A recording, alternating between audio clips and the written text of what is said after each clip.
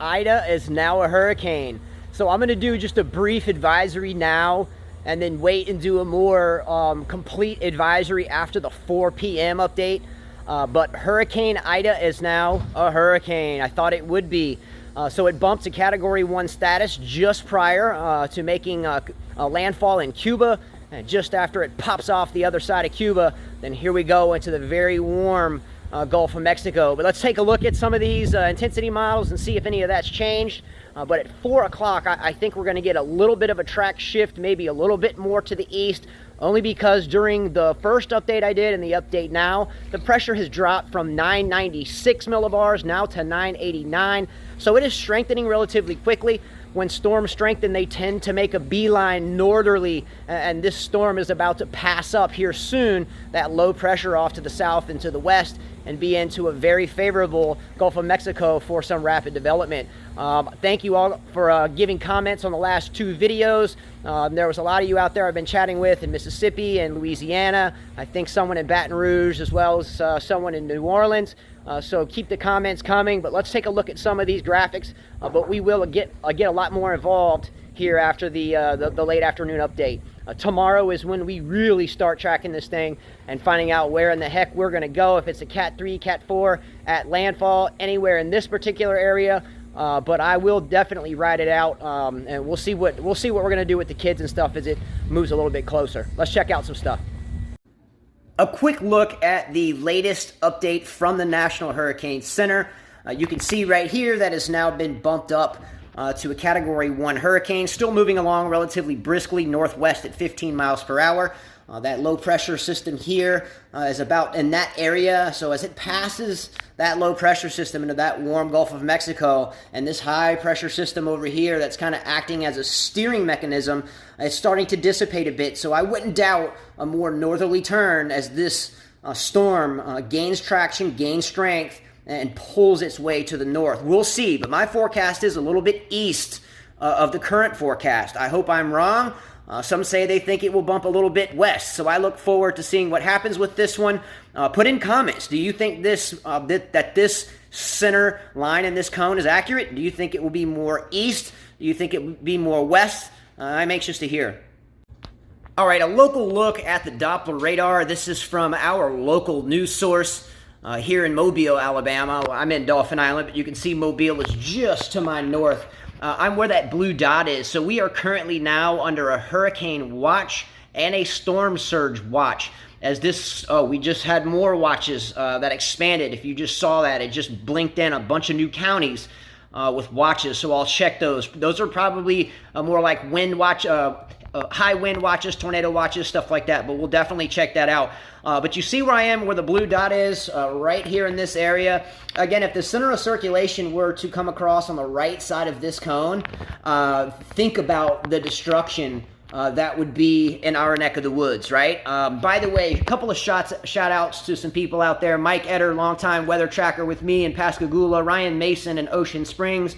Beulah Carter in Mississippi. Prophet with the shout out this morning from Baldwin County. Chad Crawley in New Orleans. Hope you're preparing for this one. And Rachel Bourgeois in Baton Rouge. So all you guys, thinking about you, all of you, even Prophet in Baldwin County, everybody has to keep their eyes on this one. This is a major storm. Let's look at some of the intensity models.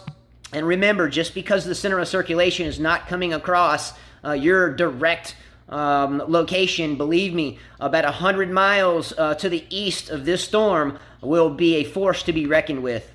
Here's a quick look at the latest storm surge forecast.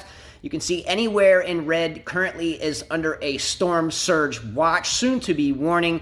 We are right here where this yellow circle is, Dauphin Island. So a lot of you that I just mentioned shout outs to are located throughout the northern Gulf Coast. So again, all of us are going to be affected by this. But in my neck of the woods, we are anticipating a 4 to 7 foot storm surge if the storm maintains this track. If you watched my second video or my first video on this playlist that pertains to Ida, I took you down into my backyard and stood right on the edge of the water where I sit about a foot above the water.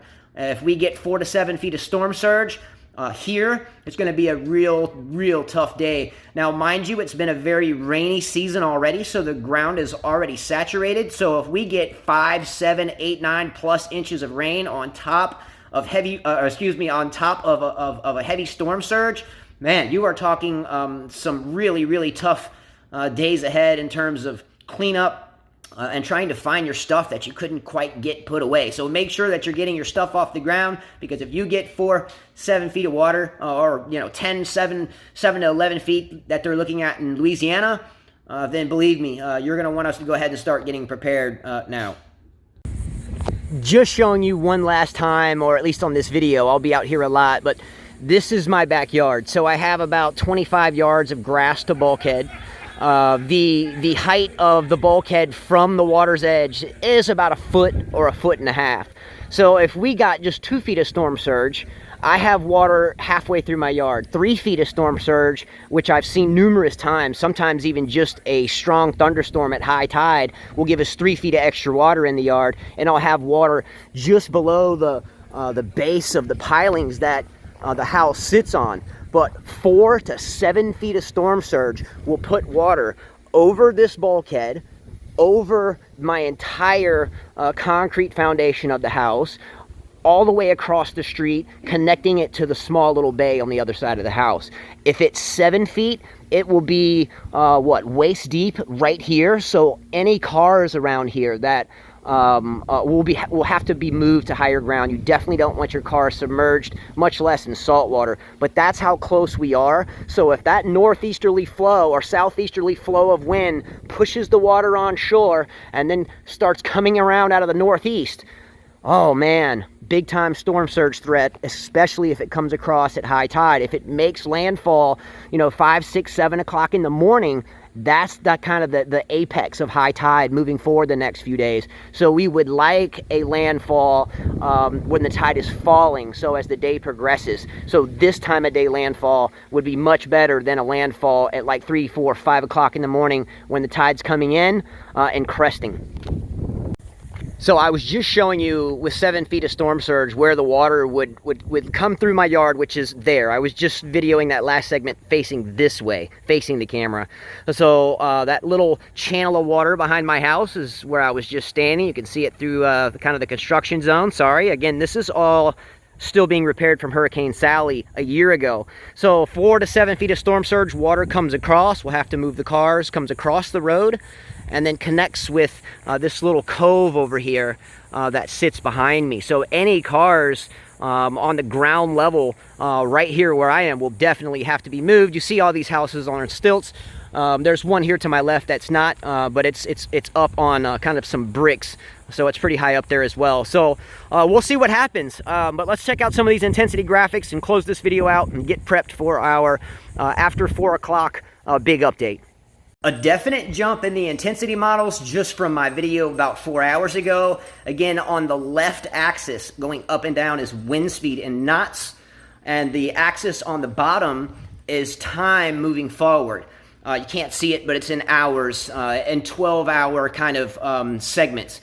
So earlier there was only one model that had this storm going to a category 3. I said in the last video I disagreed with that. It was going to be in a prime location in the Gulf of Mexico with super warm water that goes deep down, just an absolute fuel for this storm. But now not only do all the models say it's going to be a category 3, but we do even have one that indicates that Ida could be a very dangerous and life-threatening category 4. So again, be careful with Ida wherever you are, because she ain't playing. A quick look at the infrared loop. You can see from this graphic that this storm is now becoming more organized. Just 4 hours ago, there was no eastern side to this storm. It didn't look like you could kind of pick out the center. You didn't get a feeling that it was getting its act together, but nonetheless, she is getting her act together. You can see the nice round symmetry of the storm now starting to develop. It's starting to kind of move over that little area of Cuba, so we might see a little bit of deterioration just for a hiccup in time. But once she pops out over here on the other side of Cuba, again, that cone is highly likely to change a bit.